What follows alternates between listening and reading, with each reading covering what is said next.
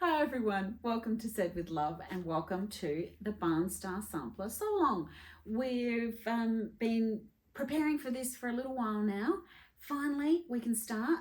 This is month one, and so we're going to talk about block one, some tips and tricks on how to make it, some of the things you should look out for, some quicker ways of doing some things, some slower ways, but perhaps better, and hopefully you've now managed to find this book. If not, I've got a link below to the ebook from the author herself, and we'll be going through this each month. So the first Monday of the month, I'll be telling you what blocks we're going to be doing that month and some tips and tricks on what to look out for. And the last Friday of the month, I'm going to be revealing the blocks that I've made, and Kimberly over on the Fat Quarter Shop on her weekly live video on the Friday will also be showing her blocks as well. So join us on the Said with Love Facebook sewalong quilting group. Again, there's another link below for that. Join us, answer a few membership questions, and then you can share your progress and see what everybody else is doing and ask some questions. And I can't wait to see what fabrics everybody's going to choose. So let's get going.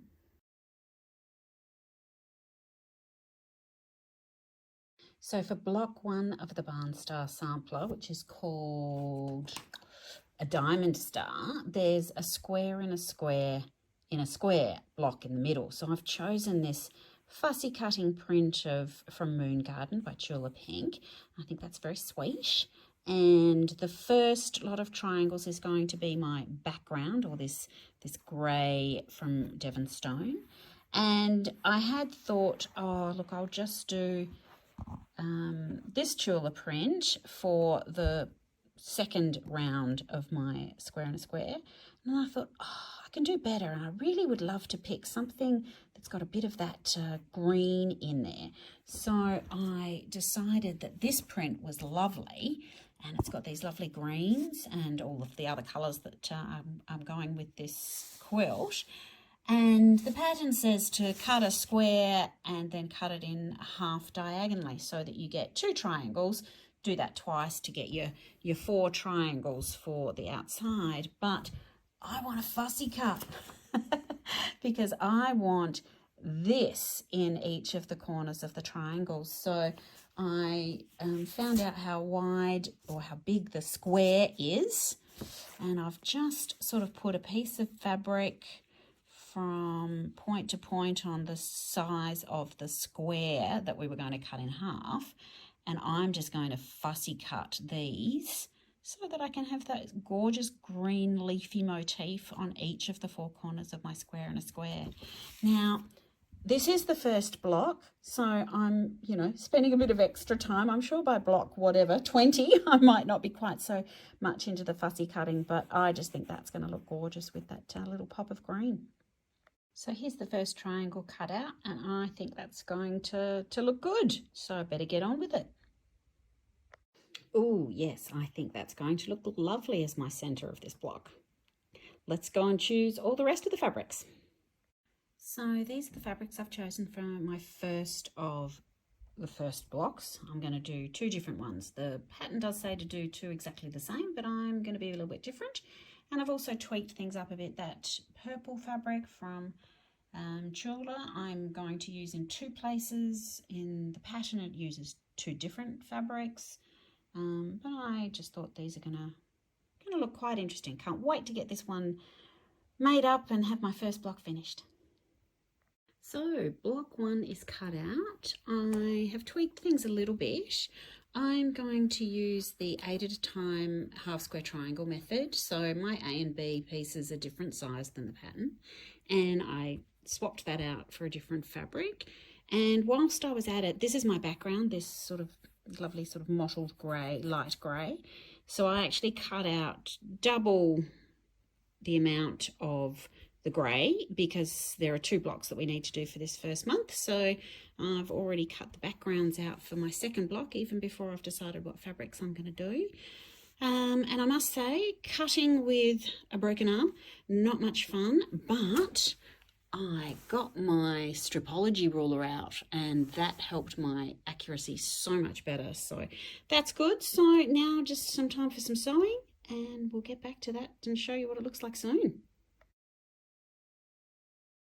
8 at a time HSTs, get a large square of the two fabrics, put them right sides together, and I use my 1/2 inch ruler. I think it's called a 1/4 inch plus, and I put that corner to corner and I mark a line either side and do that again on the other diagonal.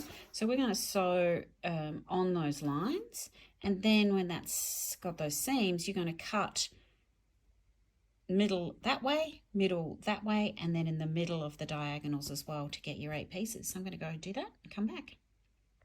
So I've done the cuts across the middle and down the thing and on the diagonal as well, and there is my 8 HSTs.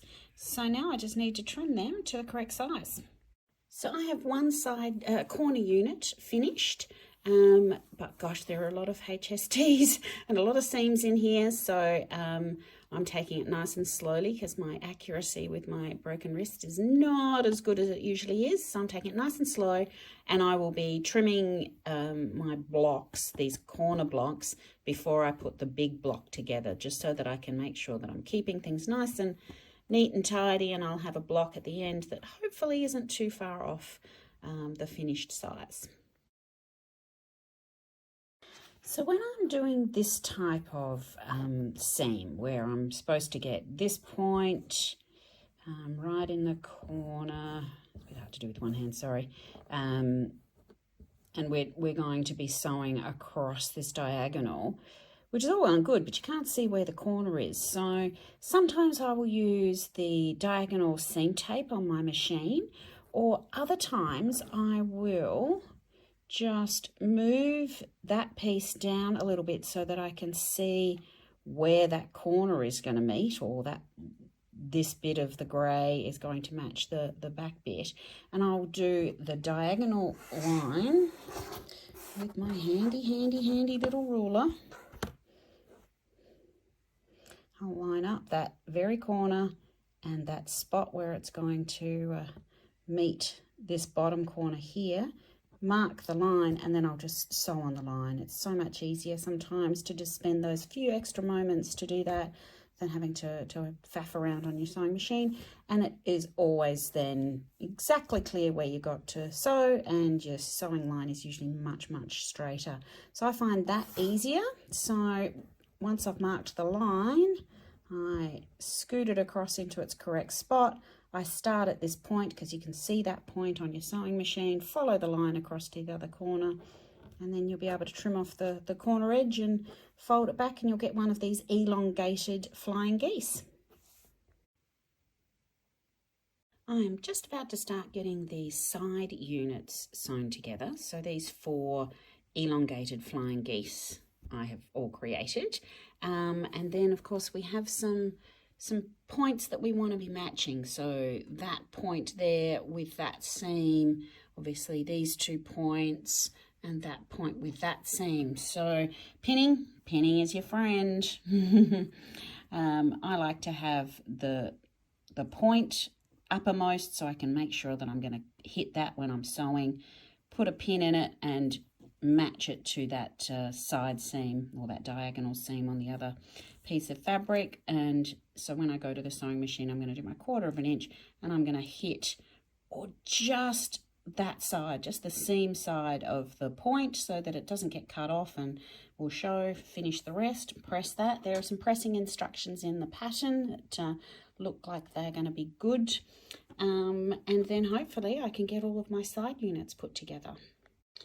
My points are not perfect. I'm struggling a bit with my precision and accuracy with my broken arm, but look, I'm getting there and things aren't too bad. My blocks here were only just a scant, I think it's 8.5 inches, so keep a bit of an eye out on that. I mean, there are a few things you could perhaps try and do in terms of cutting these pieces a little bit larger when you're doing your elongated flying geese, but I think just be nice and careful, and nothing that was 2 out of the 8.5 inches that they won't fit in the seam allowance. And, you know, what's that saying? It'll look quilt out.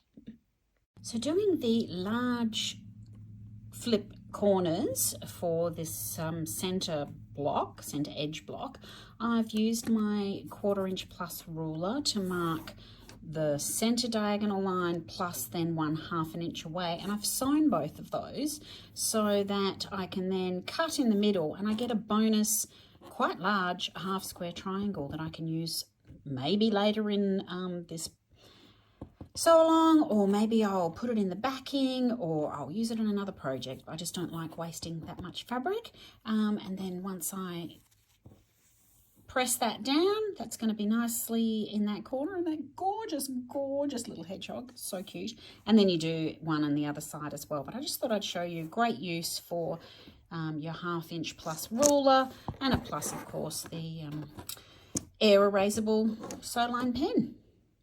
So these were the 8 HSTs, half square triangles, that I got as a bonus by chopping off that triangle, that square, the other half of the square, the triangle, as I was making that block. There is a little seam just here, so it's not complete background, but once that was in a quilt, you would never notice. So I'm going to put those aside just in case I can use them later on in the sew along. And if not, I'll find something either in the back or another project that I can do them. But it was just so much good fabric to waste. So they ended up being 3.5 inch squares. And here are all the pieces to make my block, including my center square in the square, which I love. I think that's lovely. So I just need to go and put all those together, and I will show you what the finished block looks like at the end of January.